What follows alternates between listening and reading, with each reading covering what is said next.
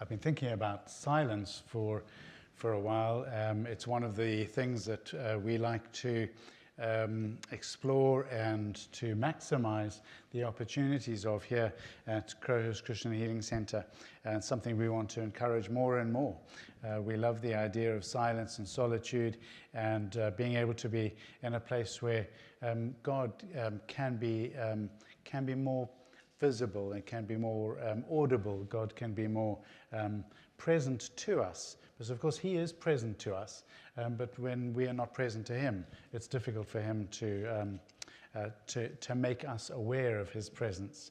But in silence and solitude, there is more of an opportunity for that to happen. So I'm thinking about silence today, and I've called what I want to say gifts of silence. Gifts of silence. And just going to paint three pictures very briefly and see where the Spirit takes us.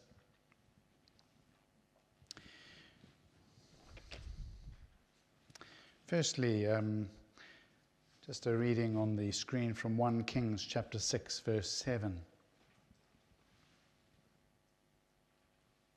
Remember this extraordinary thing when Solomon was building the temple? This was the great, beautiful temple, the awesome building.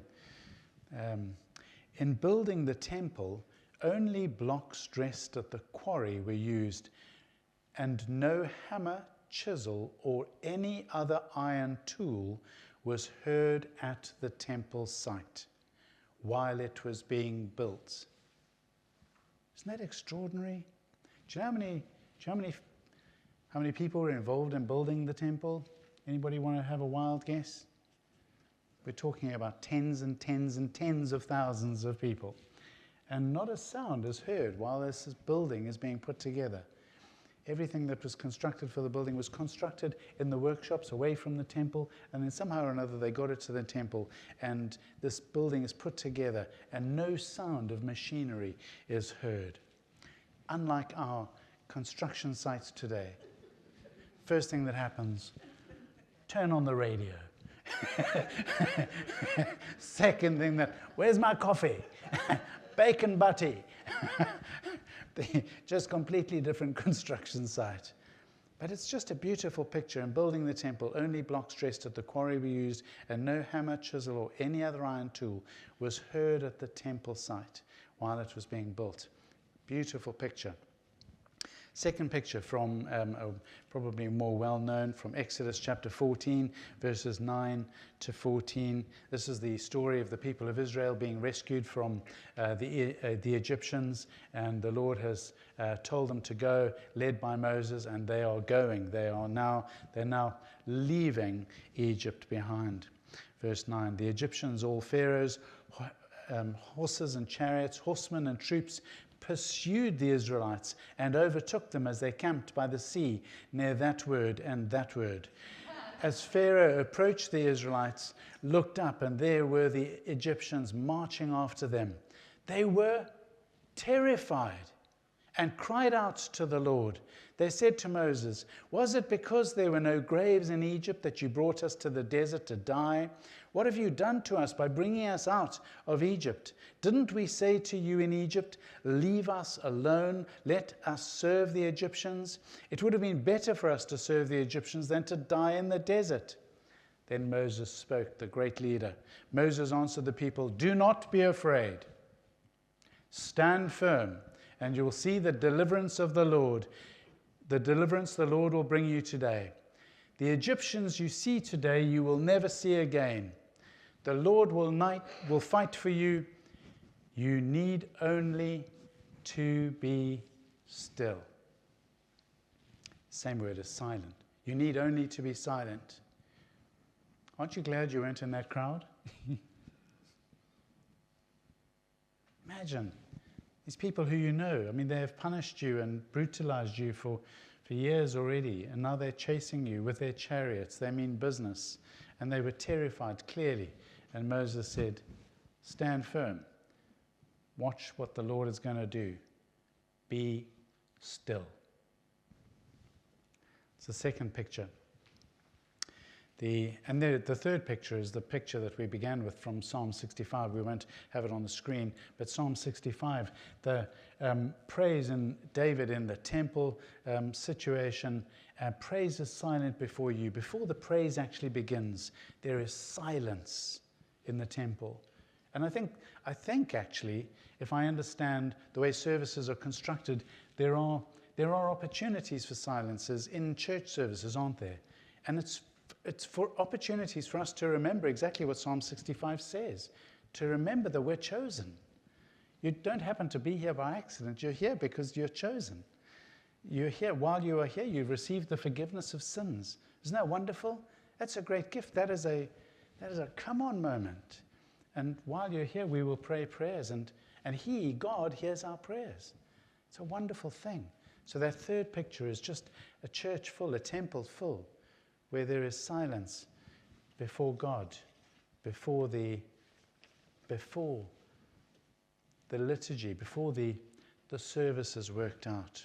So those three pictures hold in your mind.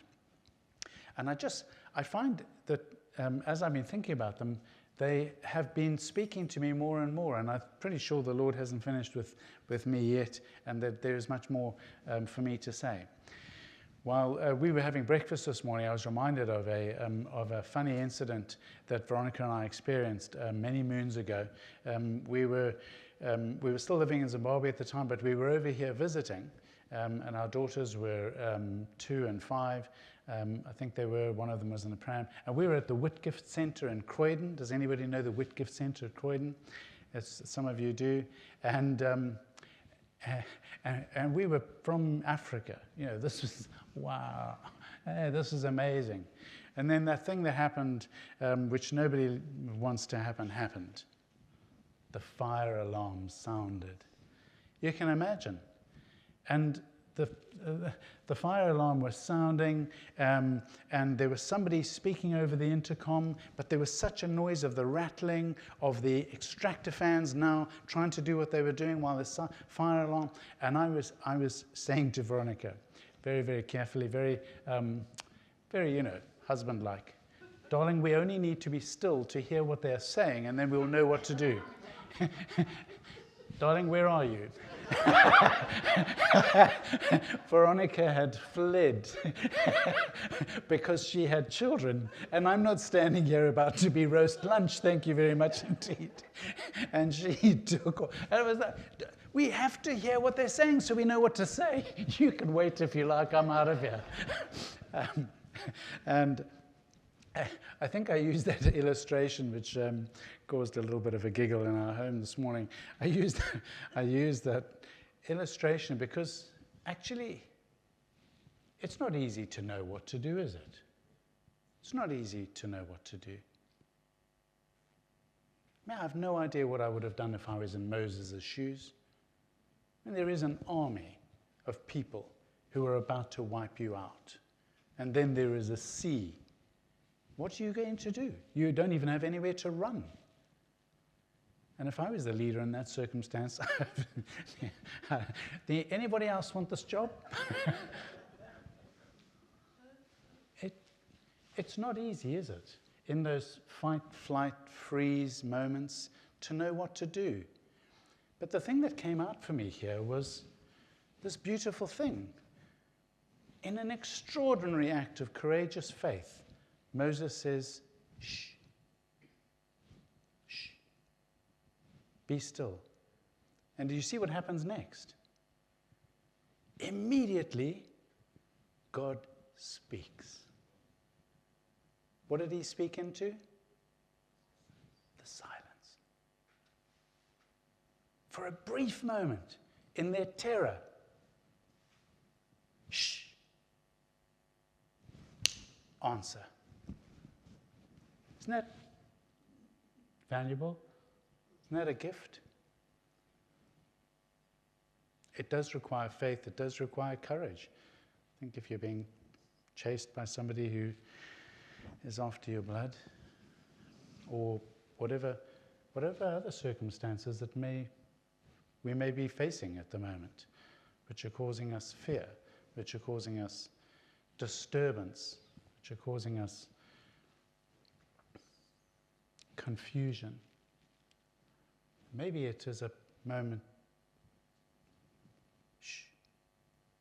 just to be still, to see if he wants to say something into that situation. That's the first point. The second is, I love the picture of the temple being built in silence. And I had such an extraordinary revelation when I was thinking about this over the weekend.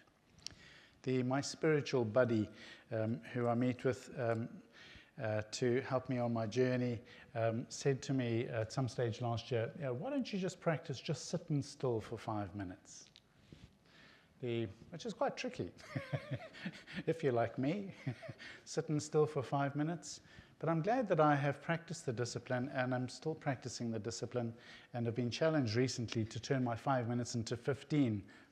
15 minutes of total stillness and silence would be a beautiful thing to be able to do. But you know, one of the things that I've learned is in that moment of stillness, I recognize the hand of God at work in my life. Because you know what? He said he would. And why wouldn't he? We are the temple of the Holy Spirit. And we have the Spirit of God dwelling in us. And when we can sit still for a moment and shut everything out and just acknowledge, thank you. Thank you. Because he is at work. He is at work in each one of our lives, right here, right now. He was yesterday, last week, the month, the year before, many years ago. And he will be tomorrow. He says he will finish the work he has begun. And I think one of the gifts of being silent is being able to cooperate with him to accomplish the work he is doing in our lives. So I would encourage that, second thing. And then this praise is silent before God. Well, I've said already, we love to encourage silence here. We just think it's such an important thing. And we say at the end of services, there are loads of places for you to go and sit and just to be still with the Lord, because the Lord is present. And when we're still in that place, we can speak to ourselves, because that's what David was doing. Praise is silent before you, so that I can remember the promises. I can remember the promises are, you will answer prayer, you will forgive sin, you have chosen me. And we can speak those words into our lives, can't we? And it's a good thing to be able to get into the practice of doing that, because it's a gift from God. He's given us the promise. Why don't we take it and read it again and again and again, day after day? So for me, 3 things. Silence can lead to guidance in that moment of fight or freeze. Silence can lead to guidance. Silence helps us believe God's providence. It's the second gift. God is at work in our lives. I believe it. So let us cooperate with him to have it achieved. And thirdly, silence can lead to remembrance, because we can be reminded of the promises that he has given us for his purpose in our life, to make us all that we were meant to be. What an awesome God. Does that mean to say that he doesn't work in silence? Nah. God works all the time. I just think it's a gift for us to use the silence to engage with him more. And so we would encourage it.